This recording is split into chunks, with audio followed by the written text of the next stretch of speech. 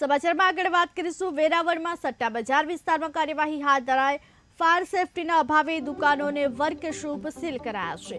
પાલિકા દ્વારા 10 દિવસ અગાઉ નોટિસ અપાઈ હતી। ફરસાણ અને મીઠાઈની દુકાનના સંચાલકો પર રોષ। 45 જેટલા આસામીઓને અગાઉ નોટિસ છતાં પણ કાર્યવાહી ન કરી। નોટિસ આપ્યા બાદ પણ કાર્યવાહી ન કરતા સીલ કાર્યવાહી હાથ ધરવામાં આવી છે। નોટિસ આપવામાં આવી હતી। નોટિસ આપ્યા બાદ પણ કાર્યવાહી ન કરતા હવે સીલની કાર્યવાહી હાથ ધરવામાં આવી છે।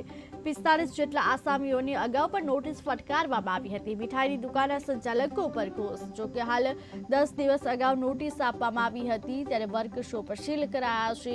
ફાયર સેફટીના અભાવે દુકાનો અને વર્કશોપ સીલ કરવાની કામગીરી હાથ ધરવામાં આવી છે। વેરાવળમાં સટ્ટા બજાર વિસ્તારમાં કાર્યવાહી હાથ ધરી છે। ફાયર સેફટીના અભાવને લઈને કાર્યવાહી હાથ ધરવામાં આવી છે। ફાયર સેફટીના અભાવે દુકાનો અને વર્કશોપ સીલ કરવામાં આવ્યા છે। પાલિકા દ્વારા 10 દિવસ અગાઉ જોકે નોટિસ આપવામાં આવી હતી। નોટિસ આપવા છતાં પણ કાર્યવાહી ન કરાતા હવે સીલ કરવાની કામગીરી હાથ ધરવામાં આવી છે। જોકે હાલ ફરસાણ અને મીઠાઈની દુકાનના સંચાલકો પર રોષ। 45 જેટલા આસામીઓને અગાઉ નોટિસ આપી હતી છતાં પણ કાર્યવાહી ન કરાતા હવે સીલ કરવાની કાર્યવાહી હાથ ધરવામાં આવી છે। ફાયર સેફટીને લઈને હવે કાર્યવાહી હાથ ધરવામાં આવી છે। વધુ વિગત સાથે સંવાદદાતા અબ્બાસ નકવી જોડાયા છે। જી અબ્બાસ, વેરાવળમાં ફાયર સેફટીના અભાવને લઈ દુકાનોને વર્કશોપ સીલ કરવાની કામગીરી હાથ ધરવામાં આવી છે। શું છે વધુ વિગત? વેરાવળ સટ્ટા બજાર વિસ્તારમાં ફાયર સેફટી અભાવ દુકાનોના અને વર્કશોપો પર કરવામાં આવ્યું છે। તંત્ર ફૂલ એક્શન મોડમાં છે। જ્યારે નગરપાલિકા દ્વારા 10 દિવસ અગાઉ નોટિસો આપવામાં આવી હતી। ફરસાણ અને મીઠાઈઓની દુકાનો સંચાલકોને પર આ ગુસ્સો આજે છે।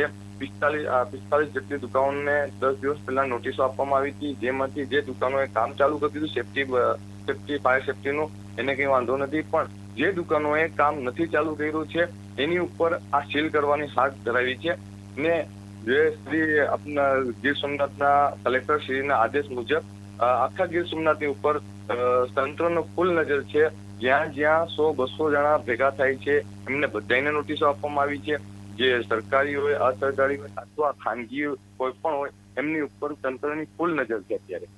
જી અબ્બાસ, નોટિસ આપ્યા બાદ હાલ કેટલી દુકાનોને સીલ કરવામાં આવી છે? અત્યારે વેરાવળમાં 2 દુકાનોને સીલ કરવામાં આવી છે। બાકીની દુકાનોને જે નોટિસ આપી એના અંદર એ લોકોએ કામ ચાલુ કરી દીધું છે સેફટીનું, ફાયર સેફટી લગાડવાનું, એટલે એ લોકોને અત્યારે કઈ વાંધો નથી। અગર આ પાછળ એની ઉપર જો કામ નહીં ચાલે અને આ લોકો પાછા એક્શન મોડમાં છે, જ્યારે પણ એમને લાગશે કે આ દુકાનોની અંદર આ વસ્તુ નથી તો એ એની ઉપર સીલ કરશે। એનું ફૂલ એક્શન મોડમાં છે ગીર સોમનાથ અને ત્યાંના અધિકારીઓ। જી અબ્બાસ, સમગ્ર માહિતી આપવા બદલ આપનો આભાર। ગીર સોમનાથના વેરાવળમાં કડક કાર્યવાહી કરવામાં આવી છે। દુકાનના સંચાલકો પર રોષ। સૌથી મોટી કાર્યવાહી કરી છે। 45 જેટલા આસામીઓની અગાઉ નોટિસ છતાં કાર્યવાહી ન કરી હતી।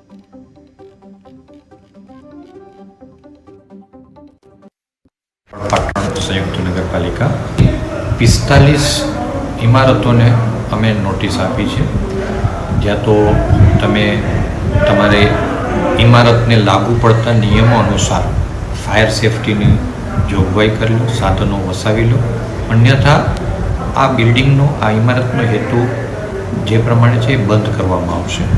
તો એની અંદરથી ઘણા લોકોએ કામ ચાલુ પણ કર્યું છે, પણ જેમને આ બાબતને ગંભીરતાથી લીધી નથી એની આપણે સીલિંગની કાર્યવાહી હાથ ધરેલી છે।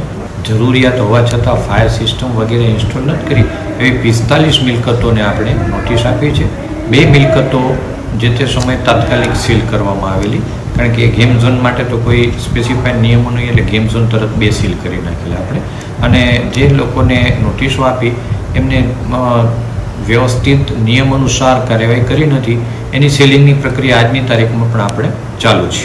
10 દિવસનો સમય પૂરો થઈ ગયો છે, માટે જે લોકોએ બિલકુલ કોઈ કામગીરી હાથ ધરી નથી એની સીલિંગની કાર્યવાહી પણ આપણે હું આપને જણાવું તો સટ્ટા બજારની 10 પાટણ સંયુક્ત નગરપાલિકા 45 ઇમારતોને અમે નોટિસ આપી છે, જ્યાં તો તમે તમારે ઇમારતને લાગુ પડતા નિયમો અનુસાર ફાયર સેફટીની જોગવાઈ કરી લો, સાધનો વસાવી લો, અન્યથા આ બિલ્ડિંગનો, આ ઇમારતનો હેતુ જે પ્રમાણે છે એ બંધ કરવામાં આવશે। તો એની અંદરથી ઘણા લોકોએ કામ ચાલુ પણ કર્યું છે, પણ જેમને આ બાબતને ગંભીરતાથી લીધી નથી એની આપણે સીલિંગની કાર્યવાહી હાથ ધરેલી છે. જરૂરિયાત હોવા છતાં ફાયર સિસ્ટમ વગેરે ઇન્સ્ટોલ નથી કરી એવી 45 મિલકતોને આપણે નોટિસ આપી છે. 2 મિલકતો જે તે સમયે તાત્કાલિક સીલ કરવામાં આવેલી, કારણ કે ગેમ ઝોન માટે તો કોઈ સ્પેસિફાઈડ નિયમો નહીં, એટલે ગેમ ઝોન તરત 2 સીલ કરી નાખેલા આપણે. અને જે લોકોને નોટિસો આપી એમને વ્યવસ્થિત નિયમ અનુસાર કાર્યવાહી કરી નથી, એની સીલિંગની પ્રક્રિયા આજની તારીખમાં પણ આપણે ચાલુ છે. 10 દિવસનો સમય પૂરો થઈ ગયો છે, માટે જે લોકોએ બિલકુલ કોઈ કામગીરી હાથ ધરી નથી એની સીલિંગની કાર્યવાહી પણ આપણે હું આપને જણાવતો